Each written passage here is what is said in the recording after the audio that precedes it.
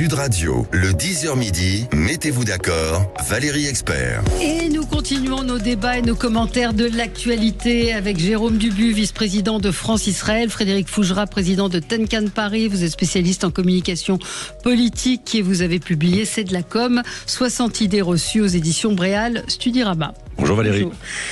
Andrea Cotarac, porte-parole du Rassemblement National, et Ariane Amadi, présidente de Kerman Consulting. Vous êtes également conseillère en communication politique. Alors on va parler rupture conventionnelle. Je ne sais pas si ça vous est arrivé aux uns et aux autres. Oui. Non. Oui. Non. Mais ça s'est bien passé ? Ça s'est plutôt bien passé. C'est un moment assez particulier. On n'a pas l'impression qu'on est dans une situation d'égal à égal. Je ne sais pas s'il faut en parler tout de suite. C'était aussi un peu forcé. Donc c'est pas tellement quelque chose d'un commun accord comme ça devrait. Absolument. Mais il y a eu visiblement des abus. Donc on va en parler. 0826 300 300.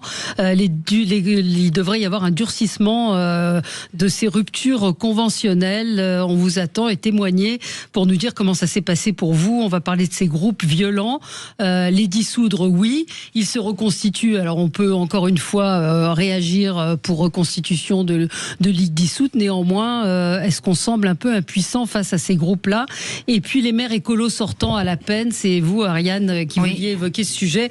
L'écologie, on l'a vu dans les différents sondages, en particulier celui l'IFOP fiducial pour Sud Radio à Bordeaux, où le maire écologiste est à la peine. On en parle donc avec vous, et puis Gilles Gansman est resté dans le studio comme tous les jours pour évoquer les autres sujets de l'actualité. Tiens, je vais vous poser une petite question à tous nos amis autour de la table. Qui est nommé au César ce soir ? Bonne question. Isabelle Huppert. Pour la femme la plus riche du monde. Mais pour le film et autres. Ah non, mais si quand on a une bonne réponse, on cherche à nous piéger. Car il y a Hélène Vincent, non Hélène Vincent. Vous regarderez. Ce soir, c'est donc. Est-ce que vous allez regarder les Césars ? Est-ce que vous regardez ? On peut jeter un œil, oui. Oui, 5 minutes. Jeter un œil, c'est un scandale. Andrea, pas du tout. J'ai regardé la Ligue des Champions hier. Mais la Ligue des Champions, qui a gagné alors ?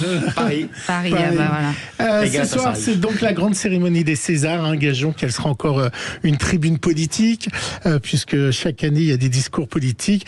Et c'est fini, la soirée qui était avant, paillettes et champagne. Alors, sans doute sera abordé un thème important, puisqu'il y a eu une tribune sur l'IA. Je ne sais pas si vous avez vu cette image de combat filmé entre Tom Cruise et Brad Pitt, plus vrai que nature, alors qu'ils n'ont jamais tourné ensemble, mais ça a été fait par l'IA. Résultat, il y a eu donc une tribune avec Franck Dubosc, Mimi Mati, Gérard Jugnot et Karine Viard qui se sont exprimés. Et Karine Viard était invitée dans le 20h de France 2 et ça commence à l'inquiéter. Et d'ailleurs, France 2 s'est amusé à la faire tourner dans Titanic grâce à l'IA. J'ai toujours le doute, moi, de me dire, mais est-ce que l'IA sera capable de rendre l'émotion ? Parce que l'émotion, c'est très impalpable, en fait. Tu peux mimer l'émotion, mais cette chose qui passe entre un spectateur et un acteur qui joue quelque chose, qui ressent vraiment quelque chose, est-ce que l'IA y arrivera ? Je ne sais pas, mais c'est vrai que c'est un peu angoissant. En tout cas, il l'a fait en quelques heures, comme quoi on peut faire des faux films avec Karine Viard. Il se présente comme un explorateur de l'intelligence artificielle et a accepté le défi. Créer des scènes de films fictives avec le visage de l'actrice Karine Viard. Un ordinateur et quelques clics suffisent. Démonstration. Il suffit de quelques mots pour avoir une image assez simple. Et effectivement, si on tape Karine Viard en Normandie, on aura une image de Karine Viard. L'IA va chercher dans tout ce qu'elle a récupéré sur Internet. Le but, c'est de montrer aujourd'hui quelles sont les limites, jusqu'où on peut aller pour montrer, voilà, on en est là, qu'est-ce qu'on fait de ça ? Une révolution qui, pour certains, menace déjà de faire chavirer le cinéma. Donc là, c'est pas vraiment vous, c'est... Non, mais quand je suis jeune, j'ai vraiment cette tête-là, dans Titanic. Je me suis reconnue jeune, en fait. Voilà. Ouais, non, c'est très flippant. Ouais. Est-ce que vous iriez voir un film fait totalement par l'IA ou pas ? Pourquoi pas ? Par curiosité. Non, mais la vraie nouvelle, c'est que c'est les premiers Césars sans ministre de la Culture. Oui, c'est vrai. On ne sait pas.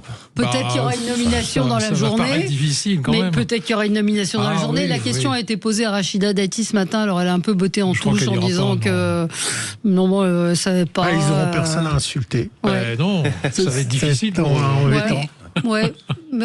Frédéric Fougera.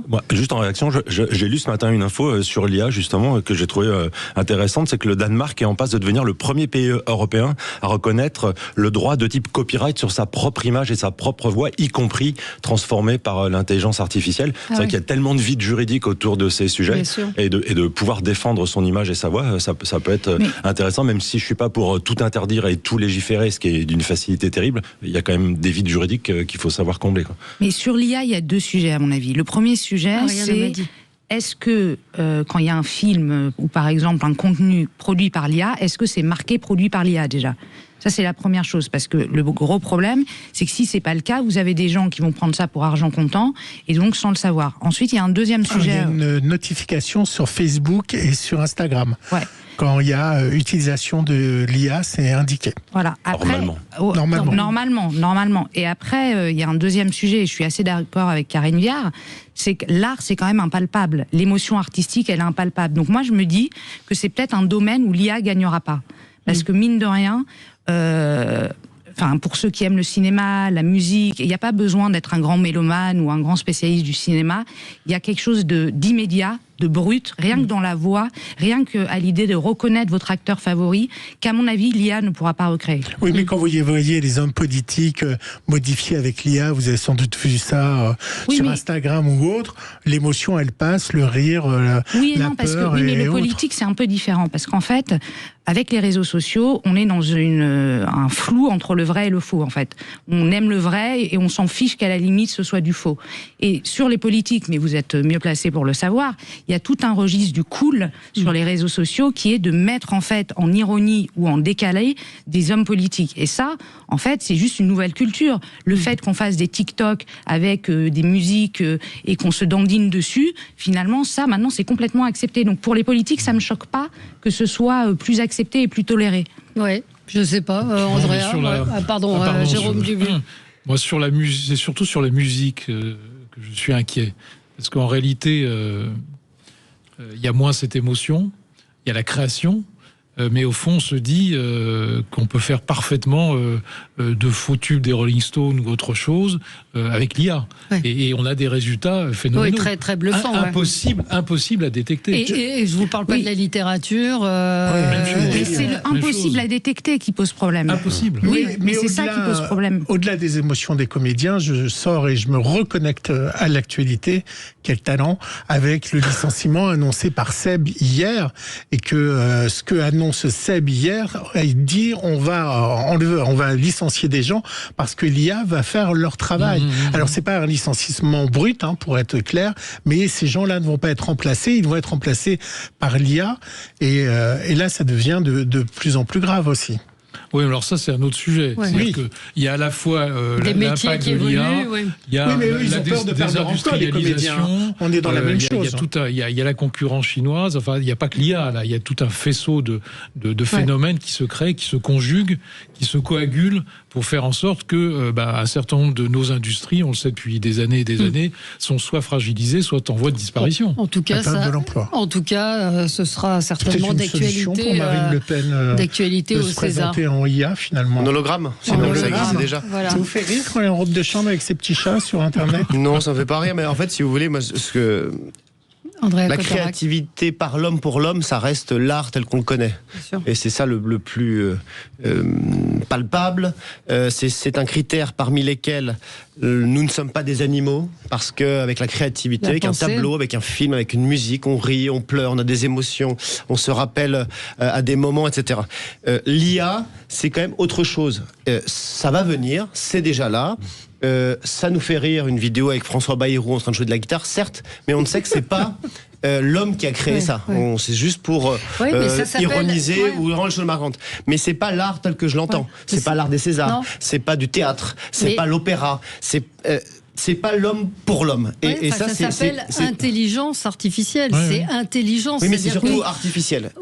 Parce que on peut dire que c'est extraordinaire l'intelligence artificielle. On a encore énormément de défauts sur l'intelligence artificielle, c'est-à-dire que l'homme reste meilleur sur un certain nombre de domaines. Et dernier point, par contre, le fait qu'on remplace des salariés par l'intelligence artificielle, ça ne date pas d'hier non plus, puisqu'à partir du moment où on a une mécanisation, dans les années 60, je pense à l'agriculture par exemple, on a tout un tas d'ouvriers agricoles qui ont disparu. Est-ce que c'est bien ou pas bien ?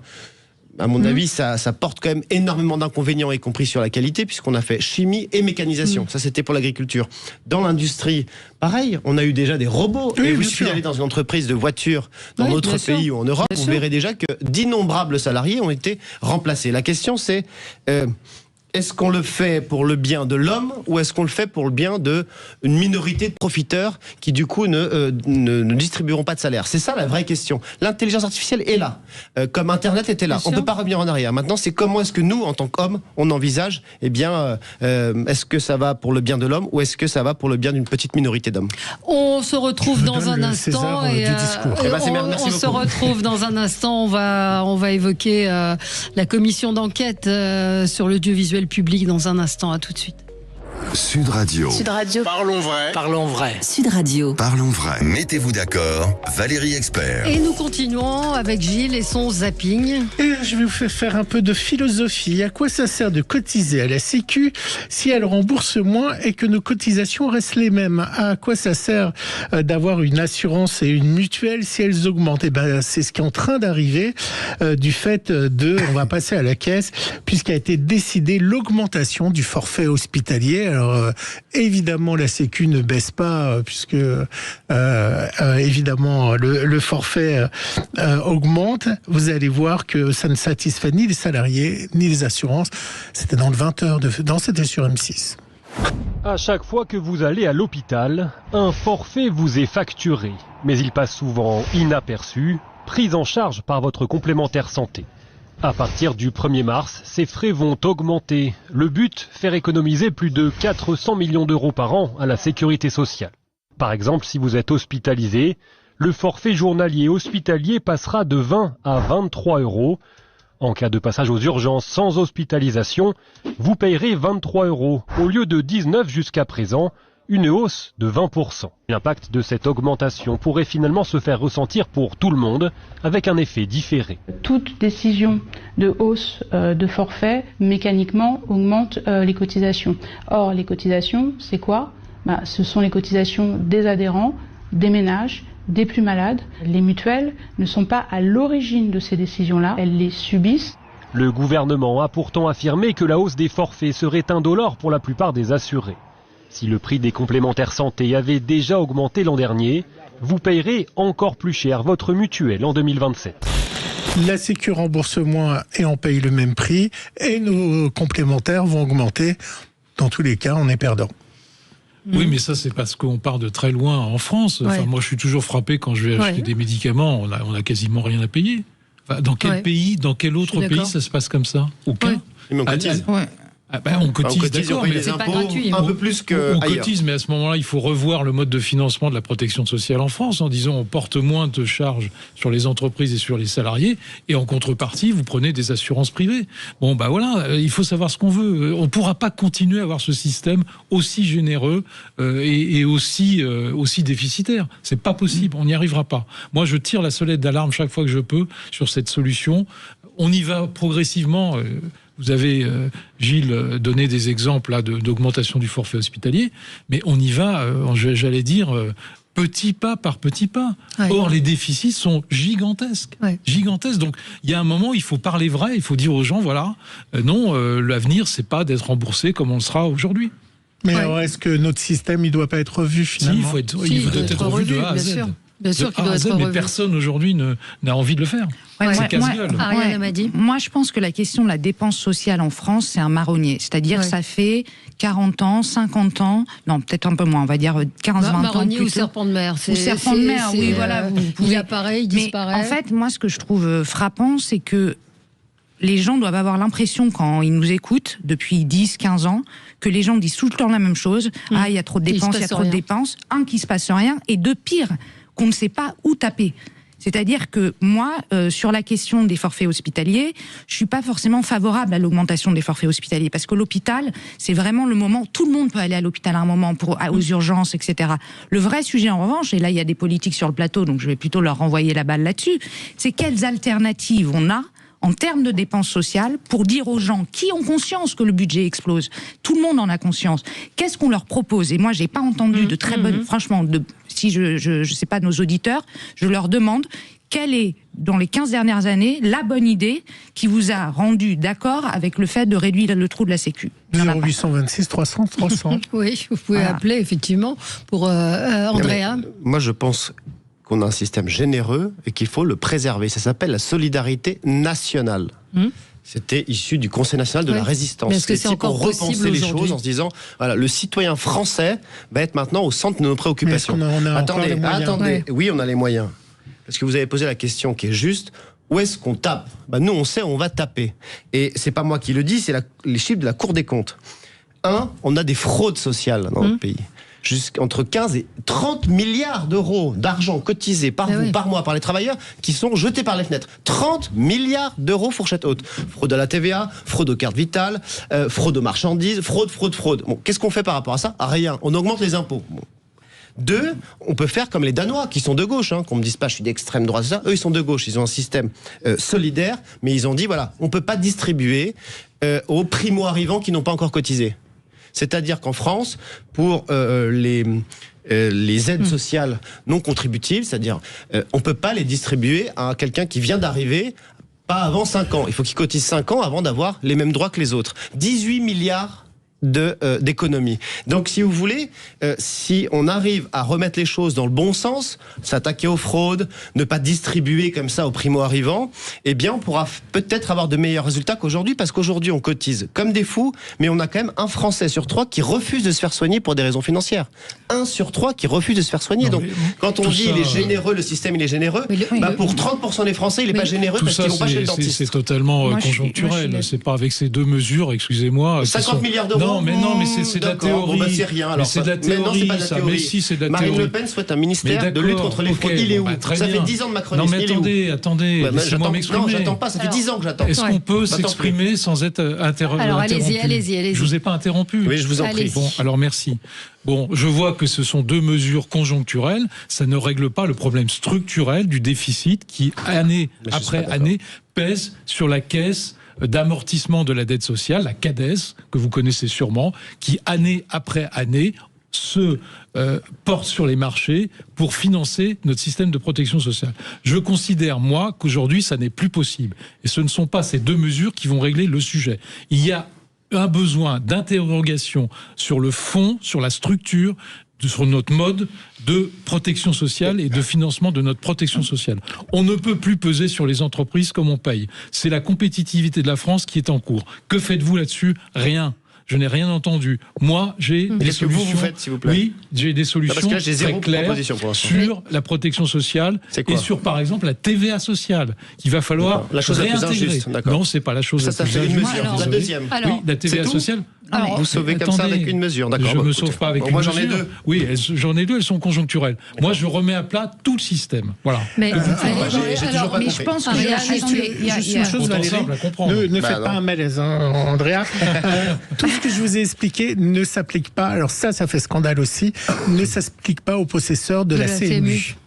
La CMU n'aura pas les gens qui ont la CMU n'auront pas cette augmentation. Alors là aussi. Mais attendez, il y a une chose qu'on n'a pas non plus évoquée, qui est quand même importante, c'est que la raison pour laquelle les gens peuvent, en termes de système de santé, en avoir ras-le-bol.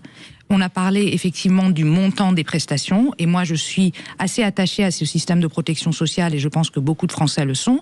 Mais il y a un gros ras-le-bol qui est que la qualité du service a diminué, et justement aussi faute de moyens. Et donc nous, on s'est attaqué dans notre conversation seulement sur la question des prix. Mais il y a un ras-le-bol vachement plus profond qui est que les gens vous disent, moi, j'ai des gens qui m'ont dit, quand je vais aux urgences, mais j'attends 6 heures, 7 heures, et c'est pas la faute des médecins, hein. Encore une fois, je veux absolument pas accuser les médecins, et je suis reçue à la va-vite, c'est le bazar, il y a plein de gens. Donc moi je pense que pour réparer aussi la confiance des citoyens avec le système de protection sociale, avec l'hôpital public, il faut aussi s'interroger sur la qualité du service public, parce que ce sentiment-là de, en gros, ne pas en avoir pour son argent, c'est un sentiment extrêmement fort dans l'opinion publique, qui, à mon avis, est presque plus fort que la question strictement du modèle de protection sociale. Vous avez parfaitement raison, c'est un système qui coûte cher et qui fonctionne de moins en moins bien. Donc il y a un besoin... Mais c'est pas la faute des médecins, je précise. C'est vraiment pas la faute des médecins. Je veux dire qu'aux urgences, ils se retrouvent quand même avec beaucoup de gens qui viennent pour pas grand-chose parce qu'ils n'arrivent pas à joindre leur médecin. C'est la raison pour laquelle... Mais ça, c'est un truc que refusent d'entendre les urgentistes, parce que tu ne sais pas quand tu vas aux urgences si tu as quelque chose de grave ou pas. Oui, parfois ça commence par une appendicite et en fait... C'est la raison pour laquelle il faut repenser le système de A à Z et ne pas faire croire qu'on va régler ça avec 2 mesures. Mais il y a un manque de moyens quand même à l'hôpital. Il y a un manque de moyens. Frédéric Fougera. Personne ne peut le croire. Moi, je vois le sujet plus sous un angle peut-être de communicant, mais je vois qu'il y a plusieurs angles d'aborder le sujet, et peut-être que l'erreur, c'est de l'aborder toujours au cas par cas, une mesure par rapport à une mesure, et jamais avec une vision d'ensemble. Dans ce sens-là, je rejoindrais plutôt Jérôme. C'est une vision d'ensemble des sujets qu'il faut traiter, et pas est-ce que 23 € par rapport à 19, c'est bien, c'est mal. Mais oui, mais par rapport à tout le reste, qu'est-ce que ça représente? L'autre angle, c'est qu'on n'aborde jamais ces questions-là avec la prise de conscience réelle des prestations. C'est passé de 23 € par rapport à 19. Ok, mais quel est le coût réel de la prestation que j'ai en face? Alors je dis pas que ça n'a pas un impact et ça peut mettre en difficulté des personnes qui n'ont pas ce différentiel. Mais quel est le coût réel? On n'a souvent pas cette vision du coût réel. Et puis autre chose, et là qu'il y a une attaque directe des politiques, pas ceux qui sont autour de la table, mais de façon générale de la classe politique, c'est qu'en période électorale, on vient nous promettre le tout gratuit, les transports gratuits, la santé gratuite, l'hôpital gratuit. Et puis une fois en fonction, on crée des impôts, on les augmente, on crée de nouvelles taxes, on les augmente. Donc et voilà, il y a une question de cohérence et d'honnêteté politique, et il y a une question de vision globale. Mais c'est la raison pour laquelle il faut dire la vérité aux Français. Oui. Voilà, tout simplement. Un médecin me dit intéressez-vous aux cliniques privées. Les plus grosses fraudes sociales proviennent des spécialistes libéraux qui multiplient des actes inutiles. Vous ne mesurez pas l'ampleur du problème. Les dépassements d'honoraires, ils sont dans l'hôpital public aussi. Hein, et j'ai pas de place pour me faire opérer, sauf si je paye un dépassement d'honoraires dans l'hôpital public. Chez les spécialistes, il y a des dépassements d'honoraires colossaux. Et vous parliez du dentiste. Vous savez, le dentiste, les dents, c'est un vrai marqueur social. Bien sûr. Quand vous avez des mauvaises dents, c'est souvent très très marqué socialement. Et donc moi, par exemple, là-dessus, sur le dépassement d'honoraires, vous en parliez, je trouve que c'est un vrai problème. Bien sûr. Parce que l'optique et le dentaire, c'est vraiment ce qui fait que vous avez de l'argent ou pas. Et ça, encore une fois, je suis pas politique, mais je pense que c'est vraiment ça, c'est des choses que les gens sentent. Ils ont 3 gamins, et à un moment, il y en a 2 sur 3 qui doivent aller porter des lunettes. Et ben, je peux vous dire que sur le porte-monnaie, ils le sentent. Allez, ce médecin me dit il y a plein d'actes injustifiés remboursés par la Sécu, des coronographies inutiles, des stents inutiles, des dialyses inutiles. Aussi. Donc il y a aussi cet aspect-là, et on a l'impression qu'en France, effectivement, tout va un peu à volo. On se retrouve dans un instant, on va parler des ruptures conventionnelles. À tout de suite. Tous les jours, réveillez-vous avec Patrick Roger dans le Grand Matin Sud Radio. Et à 8h15. Sud Radio, le 10h midi, mettez-vous d'accord, Valérie Expert. Et nous sommes avec vous jusqu'à midi pour commenter l'actualité avec Ariane Amadi, présidente de Kerman Consulting. Vous êtes spécialiste en communication politique. Andrea Cotarac, porte-parole du Rassemblement National. Frédéric Fougera, président de Tenkan Paris. Je rappelle votre dernier livre, c'est de la com, 60 idées reçues aux éditions Bréal Studirama. Et Jérôme Dubu, vice-président de France Israël. On va parler des maires écolos sortants qui ont bien du mal, si l'on en croit les sondages. Et puis on va parler des ruptures conventionnelles. Alors pour en parler, les ruptures conventionnelles, visiblement il y a eu des abus, des dévoiements de cet accord qui est censé intervenir entre employeurs et salariés. Et peut-être pour illustrer ce propos, on peut commencer, c'était un son que vous aviez retenu, de la commission d'enquête parlementaire qui auditionnait Samuel Etienne, le présentateur des chiffres et des lettres. Non, de Question pour un champion. Question pour un champion, pardon. Oui. Et qui présentait également la matinale sur France Info TV. Absolument. La commission sur la neutralité et le financement de l'audiovisuel public poursuit donc ces auditions. Donc ils ont reçu, comme vous l'avez dit, l'animateur Samuel Etienne. Alors, pour poser la situation, au départ, l'animateur et journaliste Samuel Etienne est salarié de France Télévisions depuis 13 ans. Il présente les journaux et il est sur France Info. On lui propose de présenter Question pour un champion. Il est en CDI depuis 13 ans et il n'a plus que Question pour un champion puisqu'il arrête l'info. Et Question pour un champion est réduit. À ce moment-là, ils vont lui demander de partir. Il va négocier son départ, toucher des indemnités. Mais il va avoir une astuce puisque la société de production Fremantle va payer son salaire et donc il va continuer à être sur France Télévisions en ayant touché des indemnités. Une situation qui a interrogé la commission. Je voulais poser les choses pour que vous compreniez le problème. Quand France Télévisions licencie des salariés, on leur dit dans le corbeil du divorce, si vous me permettez cette expression, on va vous maintenir 2-3 émissions, donc soit vous créez votre société de production, soit vous allez travailler dans une société de production et on vous licencie, mais vous aurez 2-3 émissions. Est-ce que ça s'est passé comme ça pour vous avec Question pour un champion dans vos discussions? Et est-ce que dans vos discussions, on vous a licencié, mais on vous a dit en revanche, vous pourrez garder quelques émissions de Question pour un champion et vous serez donc salarié du producteur qui produit Question pour un champion? Non, je réponds à votre question, Monsieur le Président. Non, moi j'étais opposé à cette décision de quitter le groupe. Les discussions, on dirait 2 ans, parce que j'étais pas d'accord avec cette proposition de France Télévisions de quitter le groupe. Il se trouve qu'après cette rupture conventionnelle, le producteur Fremantle, qui lui avait toujours un contrat avec France Télévisions pour produire cette émission, m'a proposé de poursuivre. Quelques semaines après mon départ, j'ai appris que Question pour un champion disparaissait de la semaine et ne passait qu'en week-end, donc le nombre d'enregistrements s'est réduit fortement. Et donc Fremantle me propose, pour être encore plus précis, à chaque session d'enregistrement, donc à chaque semaine de travail, un contrat d'une semaine. Voilà, que j'accepte ou j'accepte pas, jusqu'à ce jour je l'ai accepté, pour continuer à porter ce jeu que j'adore. Mais indirectement, c'est le service public qui le repaye à travers la société Fremantle.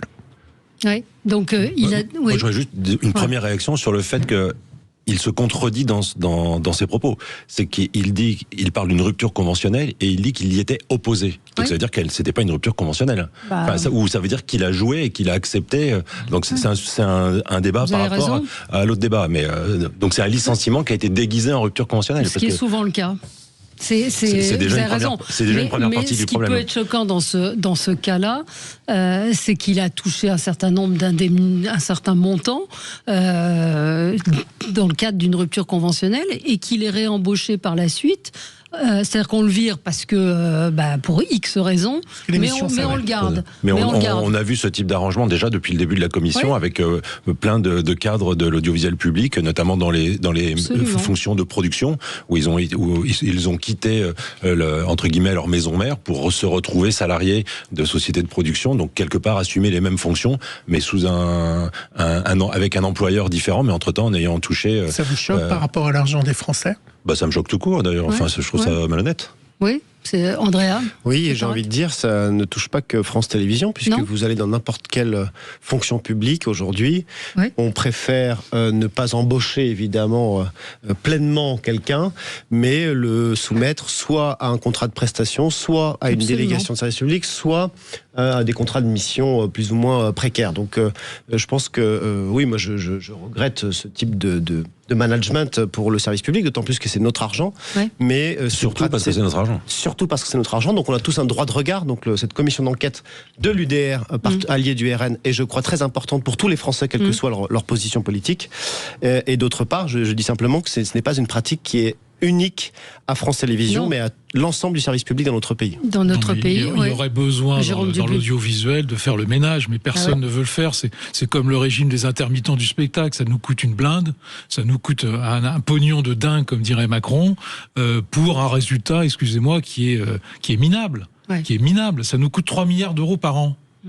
Qui a aujourd'hui dit qu'il allait remettre en cause le système des intermittents du spectacle? Personne. Et c'est nous qui payons avec l'argent des Français. Pourquoi? Pour contourner ce genre de choses, pour contourner la loi et pour faire en sorte que, au bout de 6 mois, vous puissiez bénéficier des indemnités de France Travail. On va en parler de France Travail.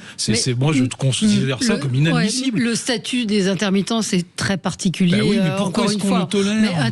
Mais intéressons-nous, et je pense que la commission d'enquête le fera peut-être aussi, sur les contrats du service public qui sont uniques en France. C'est-à-dire qu'il n'y a pas une entreprise privée qui, aujourd'hui, peut accumuler 40 ans de CDD, ce qui était le cas des présentateurs des chiffres et des lettres, ce qui était le cas de Noël Bréham sur France Inter, qui a bossé pendant 40 ans à France Inter avec des contrats au mois, et qui, au moment où ils partent, prennent plusieurs centaines de milliers d'euros. Donc là, effectivement, vous avez eu raison de le souligner, il y a eu une rupture conventionnelle.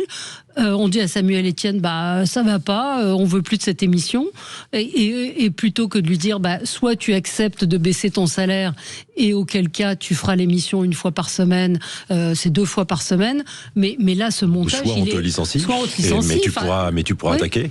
Ariane m'a dit. Après, je suis plutôt d'accord avec ce qui a été dit. Moi, ce qui m'interroge, c'est la question du droit du travail dans l'audiovisuel, c'est-à-dire que. Bien sûr.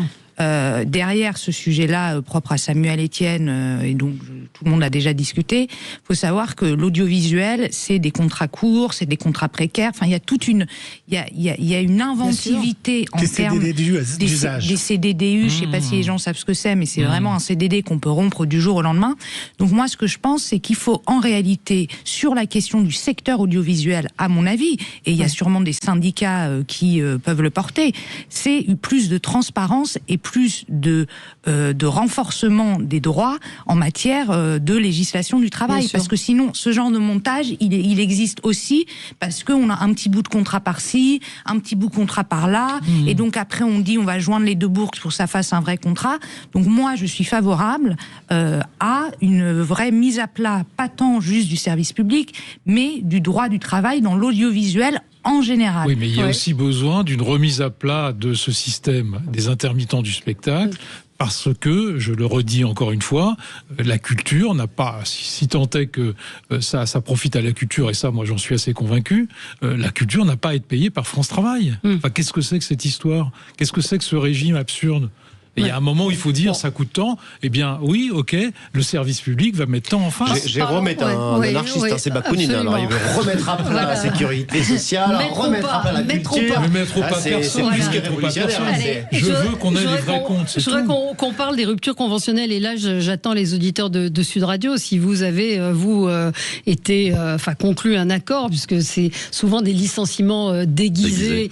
Et donc, hier, il y avait le gouvernement rencontré les partenaires sociaux.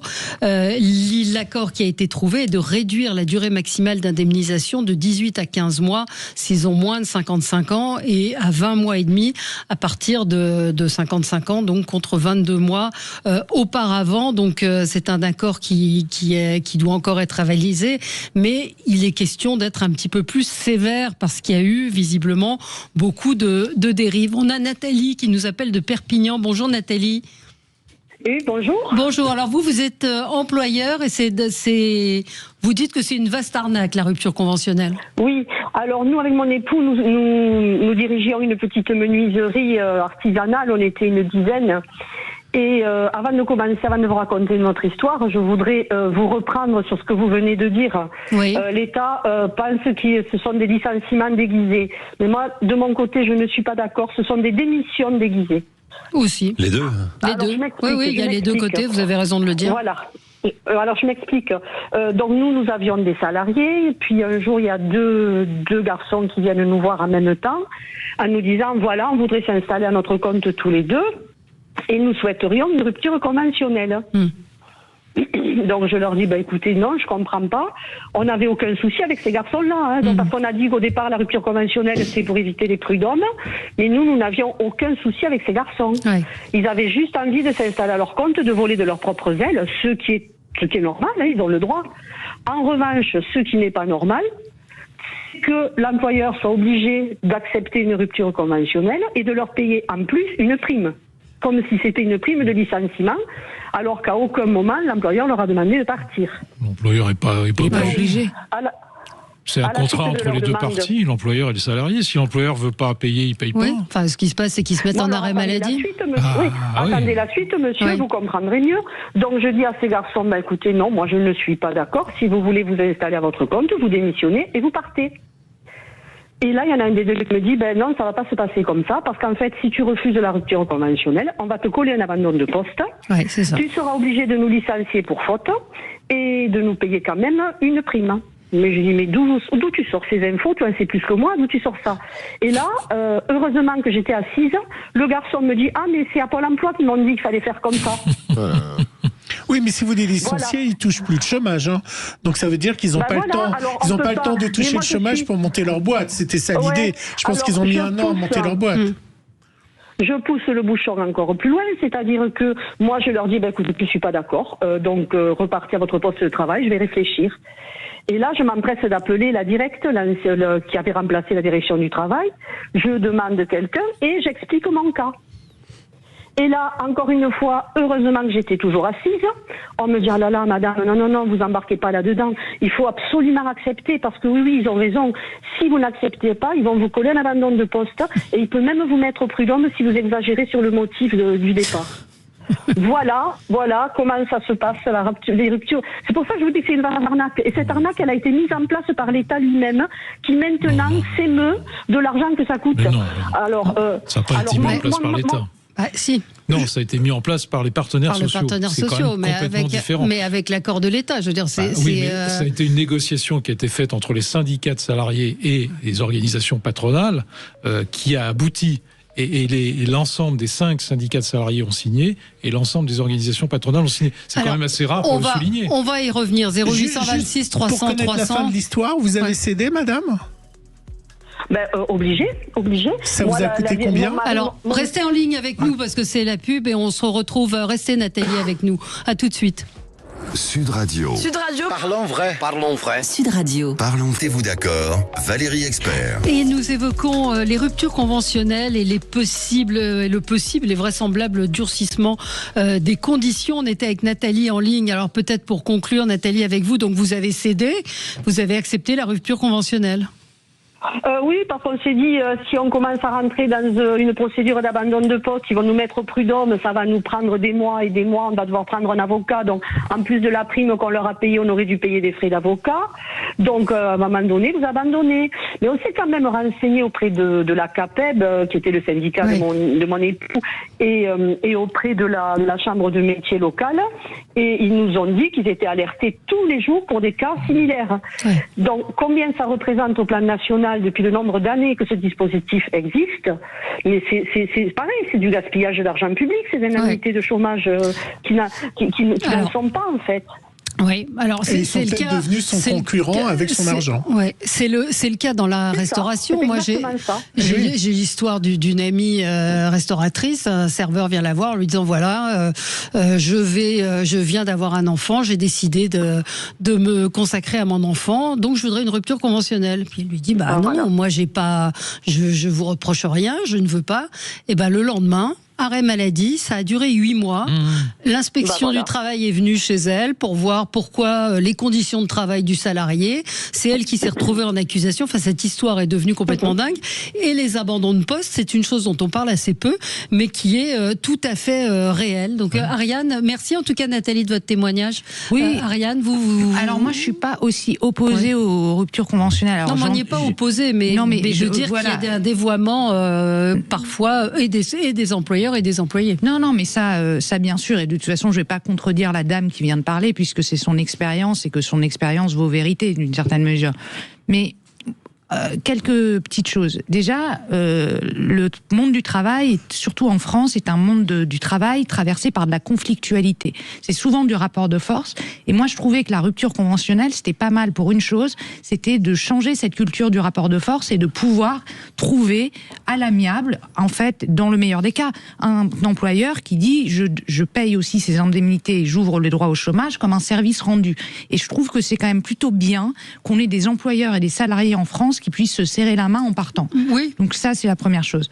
La seconde chose... Mais quelle est la proportion de réels rupture conventionnelle, c'est-à-dire voulue des deux côtés, c'est sur laquelle une grande proportion qui est voulue des deux côtés. Il ne faut quand même pas exagérer. Alors il y a des cas, excusez-moi, il y a des cas spécifiques comme celui qu'on vient d'entendre et qui est scandaleux. C'est pour ça qu'il faut réduire la durée d'indemnisation du chômage après la rupture conventionnelle. Oui, et puis en plus, s'il n'y avait pas cette rupture conventionnelle, il y aurait beaucoup plus de dossiers au prud'homme. Et les prud'hommes, on sait que c'est 2 ans, 3 ans. Donc en fait, mais parfois on accepte une rupture en se disant je ne vais pas attendre 3 ans quand on est salarié. Oui, mais si vous l'acceptez en disant je ne veux pas attendre 3 ans, de toute façon, si elle n'existait pas, vous auriez un procès au prud'homme pendant 3 ans. Oui. Donc, mais je ne dis pas que c'est une mauvaise chose, mais je ne vois pas vraiment ce que ça change.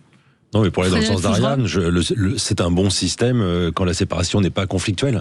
Et c'est apparemment, d'après ce que dit Jérôme et de son expérience, c'est la majorité des cas. Mais effectivement, c'est les cas qui ne sont pas majoritaires qui sont les plus scandaleux et dont on parle le plus. Donc c'est ceux-là qui sont mis en avant. Quand la décision de création par les partenaires sociaux, je l'ai rappelé tout à l'heure, tout le monde a signé. C'est quand même relativement rare un accord social où tout le monde signe. Et les employeurs et les représentants des salariés. Les 5. Y compris la CGT, c'est rare. Bon, c'était effectivement pour désengorger les prud'hommes, le contentieux prud'homal. Vous aviez à l'époque 3 ans, 4 ans de contentieux prud'homal à régler, c'était inadmissible pour le salarié et pour l'entreprise. Ça met les deux dans une insécurité juridique totale. C'était un peu pour ça. Après, ce qui se passe actuellement, c'est qu'il faut réduire effectivement la durée d'indemnisation quand vous avez une rupture conventionnelle, réduire la durée d'indemnisation à France Travail. Ça, je crois que c'est une bonne chose. D'ailleurs, même la CFDT l'a accepté hier, puisque je crois qu'ils sont d'accord pour signer avec les employeurs, pas les autres syndicats, uniquement la CFDT. Mais le fait que la CFDT l'ait accepté, c'est quand même significatif. C'est la première centrale syndicale française aujourd'hui. Donc, il peut y avoir quelque chose de ce côté-là, en disant on maintient les ruptures conventionnelles, mais en contrepartie, on réduit la durée d'indemnisation chez France Travail, parce que ça coûte quand même 4 milliards d'euros à France Travail aujourd'hui. C'est quand même considérable. Ouais. J'ai pas envie de faire le Jérôme en disant qu'il fallait tout remettre à plat, mais pourquoi ? Pour les employeurs et pour les autres. Quand on entend Nathalie, qu'est-ce qu'elle dit ? Elle dit, mais attendez, vous en savez plus que moi. Bah oui, il y a une normalisation, une surnormalisation et création de normes pour les chefs d'entreprise. Donc eux-mêmes s'y perdent. Eux, ils veulent juste travailler, se payer leurs salariés, créer de la richesse. Et de l'autre côté, chez les employeurs, vous parlez de la restauration, il y a un turnover énorme parce que les chefs de restaurants veulent aller chercher des cuisiniers, et il y a une concurrence, on va piquer le cuisinier de l'autre, etc., les serveurs, etc.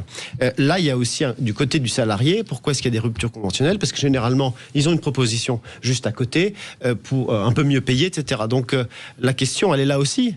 Vous prenez une femme monoparentale, une famille monoparentale, une femme avec des enfants. Elle est serveuse dans le Marais. Elle est serveuse dans le Marais. Vous avez fait la comparaison entre le salaire d'une serveuse dans le Marais et le loyer d'un appartement dans le Marais, mais c'est intenable. Impossible. C'est juste intenable. Donc, quand Marine Le Pen propose, par exemple, une augmentation de 10% du salaire, sans augmenter les charges sur ces 10%, l'Assemblée nationale refuse.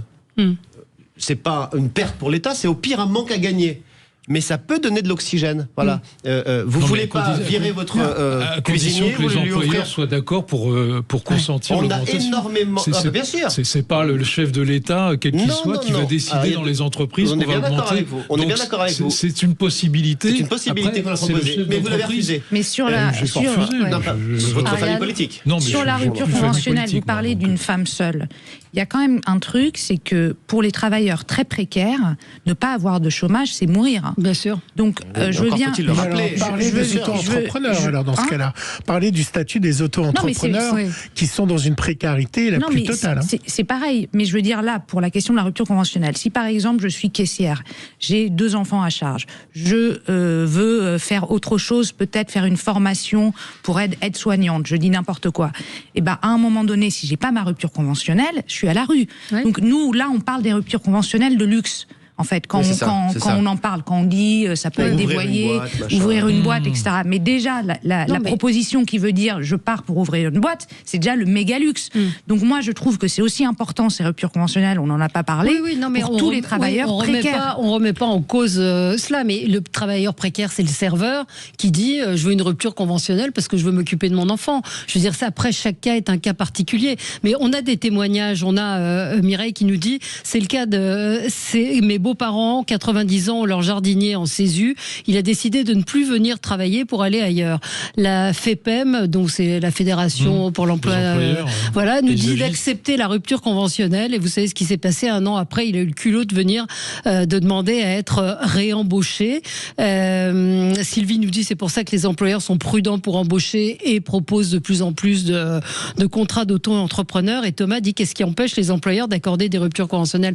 Ça leur coûte de l'argent. Non, mais en fait, c'est qu'ils sont obligés de payer des indemnités. Oui, la rupture conventionnelle, c'est un peu comme les trains qui arrivent à l'heure. C'est-à-dire qu'on ne parle que des trains. Les trains qui arrivent à l'heure, on n'en parle jamais. Ceux qui sont en retard, on en parle. C'est un peu comme ça. Moi, je vois. Mais quelle est la proportion? C'est à peu près 80-20. 80, ça se passe très bien et ça arrange tout le monde, et l'employeur et le salarié. Et dans 20% des cas, c'est effectivement des licenciements déguisés ou des gens qui veulent en profiter. Donc c'est pour ça que réduire l'indemnisation sans toucher à ceux qui sont qui pourraient être dans des difficultés, 20 mois d'indemnisation, moi ça me paraît assez correct. On se retrouve dans un instant, on va parler du Louvre, on va parler des écolos aussi, les écolos qui peinent à mobiliser pour les municipales. À tout de suite. Sud Radio. Sud Radio, le 10h midi, mettez-vous d'accord, Valérie Expert. On va parler des municipales avec vous, Ariane. Vous vouliez faire un coup de projecteur sur le vote écolo. Oui, alors en 2020, il y avait eu des villes prises de guerre, donc des grandes villes comme par exemple Bordeaux et Lyon qui avaient été gagnées par les écolos. Et là, il y a un article dans Le Monde par un politologue qui explique que ce sera beaucoup plus difficile pour eux en 2026. Et moi, ce que j'aimerais mettre en avant, c'est pourquoi l'écologie est autant un sujet de clivage alors qu'il devrait rassembler. Quand je parle d'objet de clivage, c'est-à-dire que l'écologie, pour encore beaucoup de citoyens, est perçue sous le prisme de la contrainte, de l'écologie punitive. Et donc, en fait, ça veut dire quoi? Ça veut dire que les écolos, qui sont, je le répète, au départ en France, les écolos, c'est une structure activiste. Alors après, c'est pour ça qu'il y a énormément de difficultés sur l'accession au pouvoir. Donc le sujet est de savoir comment c'est possible que la communication des écolos amène en réalité à on va dire un ressentiment dans la part de l'opinion publique plutôt que quelque chose qui fédère. Et je crois qu'aujourd'hui, on est arrivé à des points de crispation. Je vais prendre le plus connu d'entre tous, c'est la voiture. Aujourd'hui, il y a énormément de gens qui pensent que le fait de passer à vélo, c'est de leur dire, en gros, t'es un naze parce que t'as une voiture.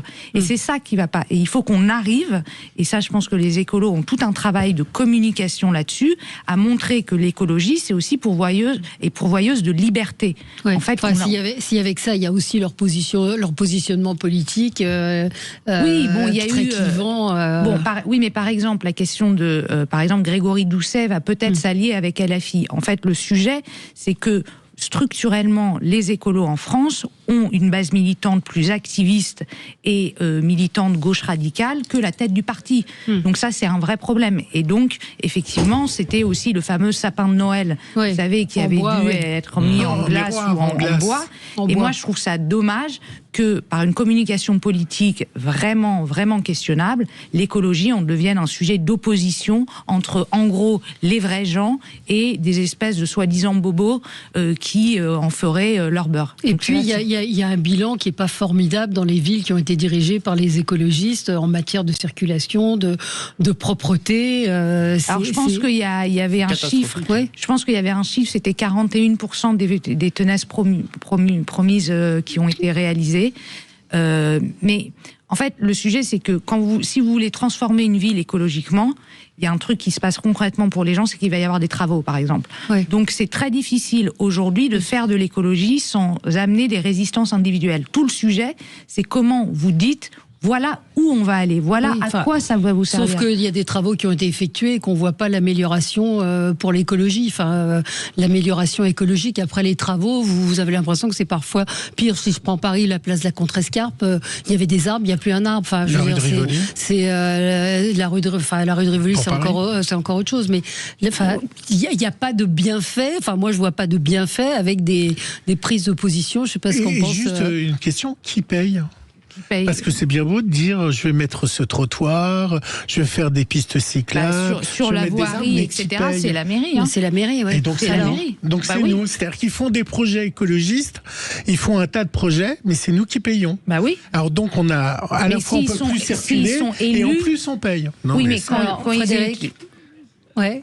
Je partage le point de vue d'Ariane, mais ça ne me paraît pas être qu'une question de communication, qui est certes très négative, et notamment par ce fait d'aborder l'écologie que sous un angle punitif, mais je pense que c'est aussi une question de positionnement politique, et je ne suis pas certain que les écologistes soient très écologistes en réalité. D'abord, l'écologie, ça appartient pas à un camp. On pourrait pas avoir un parti sécuritaire, un parti économiste. Donc l'écologie, elle appartient à tout le monde, et heureusement que tout le monde s'en préoccupe de façon nuancée, mais heureusement. Et moi, j'ai le sentiment que derrière je vois derrière les écologistes, derrière certaines figures et derrière certains positionnements, plutôt des anticapitalistes, et donc pas nécessairement des écologistes, et des gens qui, dans leur communication et dans leur action, se comportent exactement comme Donald Trump. Ils ne parlent qu'à leur électorat, ils ne parlent qu'à leur camp, et donc ils ne cherchent jamais à... C'est ma perception, c'est mon sentiment. Ils ne cherchent jamais ni à convaincre, ni à servir l'ensemble de la collectivité, mais seulement servir leur cible électorale. Ouais. Non, moi je partage ce qui vient d'être dit. D'abord, les écologistes en France, ils sont à gauche, voire à l'extrême gauche. Voire pas écologistes. Donc il n'y a pas d'écologistes entre guillemets de droite, ou alors ils en avez un à votre droite. Ah bon, alors tant mieux. Mais ça me rassure. Mais enfin, il n'y a pas de parti écologiste de droite, il n'y a pas d'alliance avec les écologistes de droite. C'est compliqué. Enfin, c'est en tout cas pas identifié. C'est bien identifié avec des alliances écolo, PS, Parti communiste et les filles. Donc, ils sont à gauche. Premier point. Il y a eu Brice Lalonde qui a été complètement tué parce qu'il était de droite, justement. Oui, mais ça n'a pas marché. Enfin, il n'a pas. Parce qu'il était de droite. Avec qu'ils ont prise, etc. Oui, mais parce qu'il était de droite. Ce qui s'est passé en 2020, c'est qu'effectivement, il y a eu une vague où ils ont pris un certain nombre de villes, et il y a des personnalités différentes. Et il y a ceux qui peut-être vont s'en tirer, qui ont su s'adapter. Moi, je pense au maire de Bordeaux. Il était contre la police municipale, maintenant il est pour la police municipale armée, donc il a fait un énorme pas. Donc il y a les pragmatiques et puis il y a les idéologues. Doucet, Piolle, la maire de Strasbourg, tout ça ce sont des idéologues qui n'ont pas évolué, donc ils vont être balayés, ça c'est assez clair. Ça va être la sanction de leur idéologie, de leur extrémisme. Et puis il y a des personnalités comme le maire de Bordeaux dont je viens de citer, qui sont assez malins, qui sont pragmatiques, qui savent évoluer. Donc peut-être que lui va s'en tirer. Il est en tête dans notre sondage. Il fait plus du ciel pour Sud Radio. Il est aux environs de 30-32. Au deuxième tour. Donc il y a les pragmatiques qui ont su évoluer en regardant comment évoluer la ville, en s'adaptant. Et puis il y a les idéologues qui n'évolueront jamais et qui seront battus. Comme à Lyon. Où Grégory Doucet est en Grenoble, Strasbourg, effectivement. Non, mais en deux mots, parce que effectivement, je crois que les écologistes, en fait, ce sont les écologistes d'extrême gauche dont on parle. Europe Écologie Les Verts, c'est pas les écologistes, ça fait gentil écologistes. Non, c'est des écologistes d'extrême gauche parce qu'ils ne parlent pas que d'écologie. Ils parlent du reste.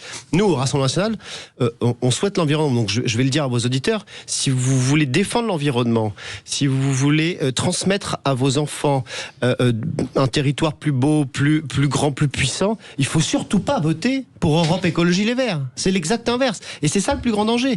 Europe Écologie Les Verts fait détester l'écologie aux Français. Et c'est ça qui est plus triste. Parce que pour nous, au RN, vous pouvez pas être pour la justice environnementale, mais pas pour la justice sociale à côté. Ce sont les deux faces d'une même pièce. Quand vous faites la ZFE, zone à faible émission, ça se traduit en pratique par une zone à forte exclusion. Les banlieusards ne peuvent pas venir, les travailleurs ne peuvent plus rentrer dans les villes, vous avez un véhicule un peu trop polluant parce que vous êtes un peu trop pauvre, vous rentrez plus dans la ville des bobos, donc tout ça c'est pas possible. Et je finis juste sur un point. Ils ont évolué. Vous avez parlé de Bordeaux, ils étaient contre l'armement de la police municipale. Maintenant ils ont 50 types avec des armes semi-automatiques. Bon, voilà. Doucet, je suis contre la vidéo de protection. D'accord, mais il a tout renouvelé le parc, il en a même rajouté. Mais c'est trop tard. C'est-à-dire que moi j'ai vu un article à Villeurbanne, une candidate Europe Écologie Les Verts d'extrême gauche, contre la sécurité, disait-elle. On va planter des champignonnières sur les points de deal. Article du Progrès, décembre 2019. Il y a 3 jours, à Villeurbanne, on a eu un règlement de compte à la Kalachnikov. Est-ce que vous croyez que l'agriculture urbaine ou les champignonnières dans des parkings ou sur les points de deal, ça va régler les choses? Ces gens-là font un déni. Et sur Grenoble, c'est pareil, il n'y a pas que l'environnement. Monsieur Piolle a fait des subventions au CCIF. Et un organe islamiste dissous par le ministère de l'Intérieur. Donc, chassons-les. Voilà. Non, mais attendez, quand le maire de Bordeaux arme sa police municipale, on peut s'en féliciter quand même. Oui, mais c'est trop tard. Mais on n'est pas des brutes. Oui, mais pendant 2 ans, il a dit que c'était nul. Pendant 2 ans, il a dit qu'on était l'extrême droite et aujourd'hui, il arme ses policiers. On a le droit de reconnaître que son évolution est intelligente. Est-ce que c'est vraiment un problème de com? C'est un peu. Leur discours représente ce qu'ils sont. Enfin, c'est la base de la com, non? Oui, mais en fait. Le problème, je répète, en fait, il y a tout un sujet de l'accession au pouvoir par les écolos. La question, c'est de savoir si c'est un parti qui veut le pouvoir ou pas. Et comme je le répète, ils ont une base militante très activiste qui est plutôt défavorable au fait de, en gros, rentrer dans les rangs et d'avoir un discours plus raisonnable sur l'écologie. Donc ça, c'est un vrai problème, c'est un problème de fond interne au parti. La deuxième chose, vous dites chassez-les. Moi, je ne serais pas forcément pour les chasser. Démocratiquement, hein. Oui, attention. Hein. On parle des élections municipales. Moi, je suis lyonnais, je veux me débarrasser de M. Doucet. Voilà. Alors, oui. Mais moi, je pense quand même que vous parlez du fait, oui, il y a quand même un sujet de communication, mais aussi de positionnement. C'est-à-dire que moi, ce qui m'intéresse en termes de communicante politique, quand je parle du récit, parce que c'est quand même ça que je fais, je me dis... Qu'est-ce que je vais pouvoir raconter aux gens de la ruralité, de la France périphérique, qui ont l'impression qu'on les prend pour des nazes parce qu'ils ont une voiture. Et donc moi, à partir de ce moment-là, mon travail, c'est justement de me dire, ok, l'écologie, c'est quoi? Comment on peut faire en sorte que les gens passe d'une obligation d'écologie au désir d'écologie. Et ça, je suis désolée, c'est un travail que le parti écologiste ne fait pas. Et vous avez beau dire c'est que de la com, c'est que de la com, c'est pas que de la com en fait, parce que c'est une question de récit politique et de comment, à un moment donné, on lève la chape de plomb qui fait que aujourd'hui l'écologie, qui est quand même une donnée, je pense que sur laquelle tout le monde peut se dire qu'on est un peu dans la mouise, devient un objet de clivage. Mais regardez Marine Tondelier, elle était sur France Inter. Quand vous tapez Marine Tondelier, elle appelle à éliminer les tontons flingueurs, c'est-à-dire les vieux politiques. En quoi c'est un discours d'une femme écologiste qui veut faire campagne pour les municipales? Enfin, franchement, c'est de la politique, c'est des arguments politiques. En quoi ça concerne? C'est un parti. Europe Écologie Les Verts, c'est un parti d'extrême gauche. C'est une petite secte. Il y a presque pas de militants dans cette affaire. Moi, je les connais bien. Je les ai vus fonctionner au Conseil de Paris avec messieurs Baupin, etc. Quand ils sont arrivés en 2020. Alors c'était pas Europe Écologie Les Verts, mais enfin, c'était exactement la même chose. C'était le même type de fonctionnement. Ce sont des gens sectaires, ils fonctionnent entre eux, c'est de l'entre-soi. Quand vous n'êtes pas d'accord, vous êtes exclu. Il y a des scandales, j'en passe et des meilleurs, aussi dans ces partis-là, qui nous donnent des leçons de morale matin, midi et soir. Donc non, c'est pas du tout des gens qui représentent l'écologie. Un mot, Frédéric. Juste un mot. Vous parliez de Marine Tondelier, elle est régulièrement invitée dans cette radio comme plein d'autres responsables politiques. Quand elle vient dans ce studio, est-ce qu'elle vient comme moi en métro ou est-ce qu'elle se fait commander un taxi? Oui, vraisemblablement. J'ai pas la réponse et Juliette n'est pas là, donc je peux pas vous répondre. Mais je pense que vous connaissez la réponse, Valérie. Je ne sais pas. On a Catherine qui voulait réagir. Catherine. Mais elle donne des leçons. Oui, absolument. Catherine.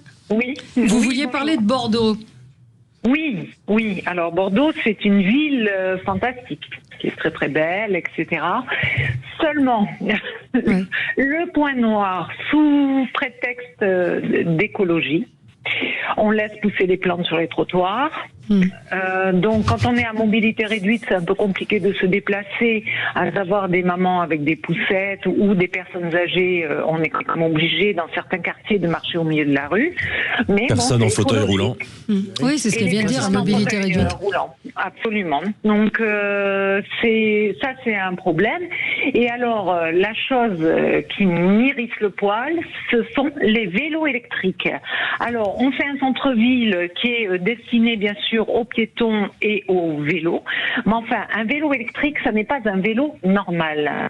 Moi, pour faire du vélo dans ma commune, puisque je suis dans l'agglomération, je suis pas à Bordeaux au centre, je peux vous dire qu'à Bordeaux, les vélos électriques, ils ont tout pouvoir, ça respecte pas le code de la route. Ce sont des vélos qui sont énormes, avec des gosses assis derrière. C'est des vélos qui font 2,50 m, presque 3 mètres de long. Ou alors vous avez les vélos cargo. Alors ça, il y en a plein à la ville. Il n'y a aucun souci. Et quand vous avez un parent qui a un rendez-vous chez un médecin à Bordeaux, surtout le matin, et que c'est un médecin, on appelle ça un spécialiste, et qu'on commande un VSL pour l'amener, eh ben il n'y a pas de VSL. Parce que le matin, ils sont exclusivement réservés aux cliniques et aux hôpitaux. Et donc, si vous souhaitez amener votre parent à Bordeaux et le déposer devant le pied de porte parce que il a une canne ou il peut pas se déplacer, vous le lâchez sur le trottoir, vous faites le tour du pâté de maison, vous allez vous garer à 2, 3, 4 kilomètres, vous payez un bras, on paye. Donc, on entend que vous n'allez pas... Je suis obligée de vous interrompre, Catherine, on entend que vous ne voterez pas pour le maire en place. Non, parce que je suis écologique dans l'âme, ça y a pas de souci. Mais il y a un moment, il faut arrêter l'entre-soi. On se regarde le nombril, on trouve ça génial parce que Bordeaux, de toute façon, ça n'appartient qu'aux Bordelais qui habitent le centre-ville. C'est comme son sapin en verre qui nous met là depuis quelques années. La première année, on nous a mis ce grand sapin en verre qui est minable, parce qu'en plus c'est très très moche.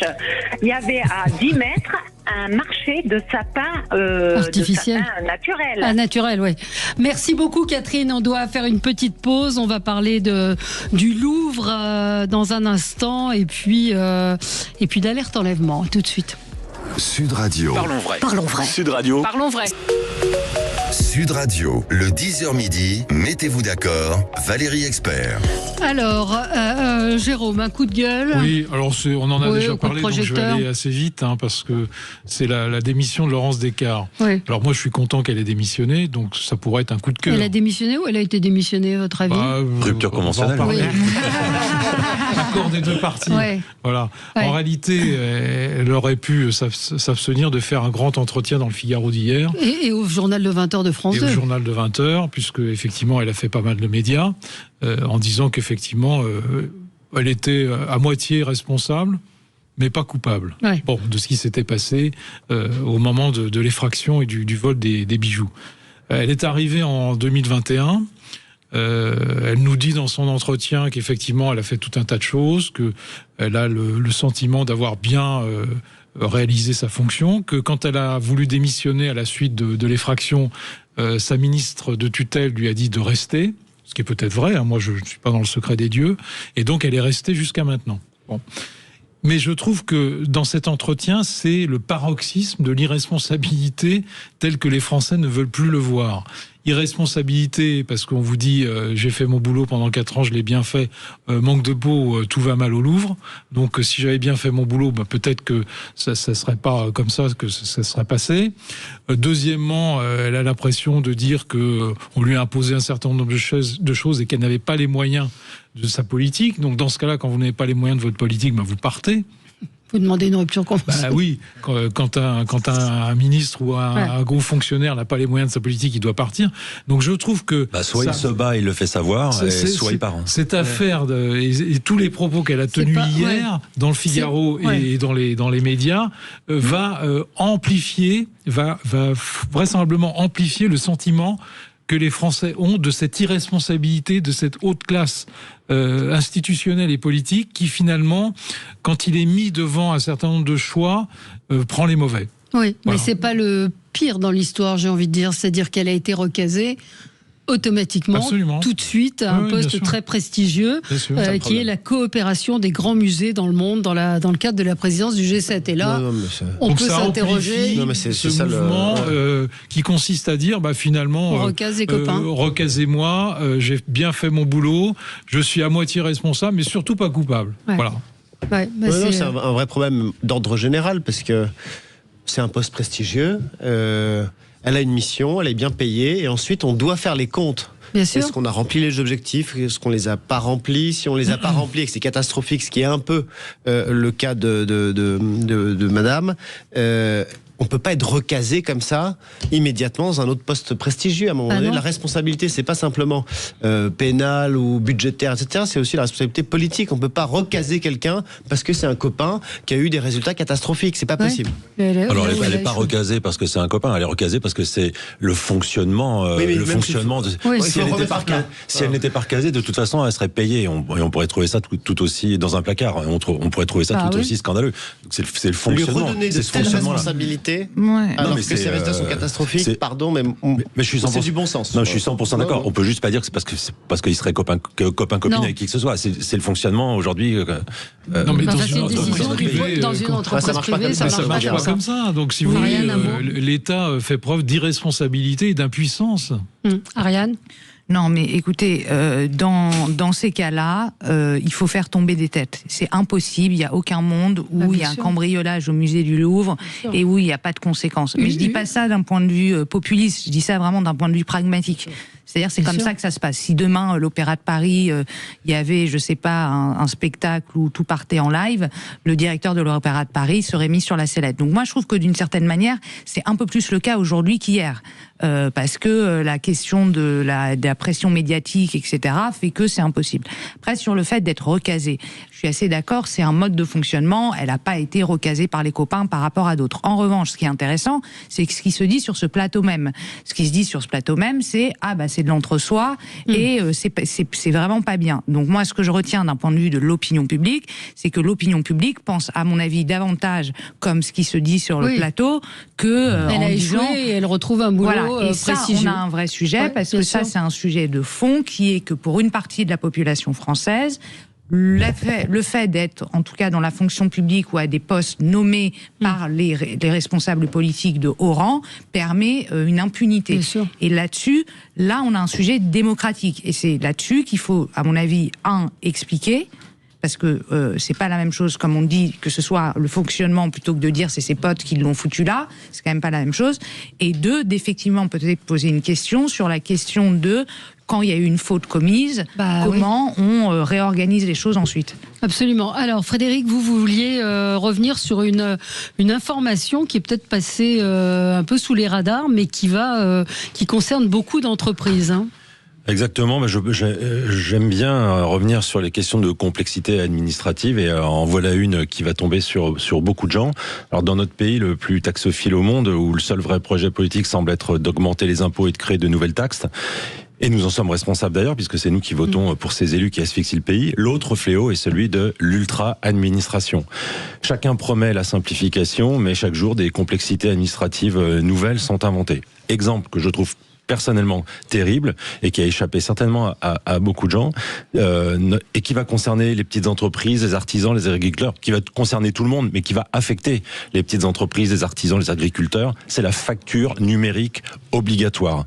Donc si vous n'en avez pas entendu parler, cette facture numérique obligatoire à partir de septembre prochain, elle va imposer toute facture de transiter par des plateformes privées.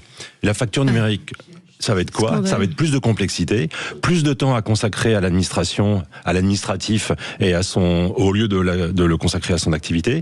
C'est plus de manipulation de données numériques avec toutes les questions d'ailleurs d'insécurité qui vont derrière. C'est plus de dépenses parce que c'est du temps à y consacrer. Ces plateformes vont être gratuites au début, mais évidemment elles vont très rapidement devenir payantes. C'est plus de contrôle a priori de ceux qui créent de la valeur. Chaque entrepreneur étant donc considéré a priori comme un fraudeur. Le motif, c'est quoi ? Le motif derrière cette nouvelle norme administrative, c'est lutter contre la fraude à la TVA.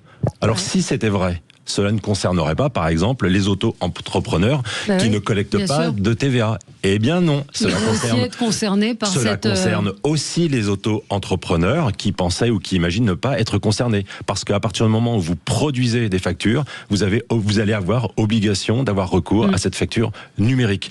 Et l'auto-entrepreneur va-t-il pouvoir se rattacher tout seul à une plateforme de facturation numérique ? Pas simple. Est-ce qu'il va devoir dépenser 200 € par mois, donc 1200 € par an, celui qui fait 6 000 € de chiffre, ça va faire 20% de son chiffre d'affaires juste pour cette démarche administrative. La facture numérique, moi je trouve que c'est le symbole de la France qui est dirigée par ceux qui ne créent pas d'emploi ni de valeur, mais qui passent leur temps à étouffer, à asphyxier avec des nouvelles règles et des nouvelles normes. Et cette norme, elle n'a jamais été débattue publiquement. Et elle a été l'objet de mon coup de adoptée gueule, c'est une vendeuse de cartes postales qui a réussi à obtenir de l'Assemblée nationale qu'une pétition qui s'appelle non à la facturation électronique soit retenue sur le site de l'Assemblée nationale pour essayer d'obliger les parlementaires et le gouvernement à débattre du sujet et quelque part à le rendre public. Alors pour ça, il faut 100 000 signatures. C'est pas grand-chose, mais il faut quand même le faire. Il faut s'identifier sur le site de l'Assemblée nationale. Mais moi, j'invite toutes celles et tous ceux qui n'ont pas envie de cette norme supplémentaire et de ces emmerdements supplémentaires d'aller signer la pétition facturation électronique. C'est non, et on la trouve sur le site de l'Assemblée nationale. Facturation électronique. Pétition avec un S, pétition.assemblée-nationale.fr. Au moins pour qu'il y ait un débat public. Oui, je sens que Perico va s'emparer du sujet. Vous vouliez juste dire un mot, Andrea Cotarac, sur cette... Sur ça, je suis d'accord à 100%. Donc je ne veux pas perdre plus de temps. Je suis d'accord avec ce qui vient d'être dit. Et je voulais faire... vous vouliez faire un gros coup de cœur. Oui, c'est un coup de cœur parce que c'est pour apaiser les choses. Je pense qu'on sera tous d'accord. C'est sur le modèle de alerte enlèvement. Vous savez, qu'on vit malheureusement, qui est déclenché par le parquet. Vous savez, il faut 4 conditions. Il faut qu'il y ait un enlèvement qui soit avéré. Il faut que la victime soit mineure, il faut que sa vie soit en danger ou que son intégrité physique soit en danger et qu'on ait des infos susceptibles d'identifier soit la personne enlevée, soit le ravisseur. Moi, je voulais rendre hommage à ceux qui ont lancé ce truc-là. Alors, ça nous vient des États-Unis. Comme quoi, ils ne nous envoient pas que des chewing-gums et des sitcoms et autres séries. Ça fait 20 ans, en fait, que ça existe.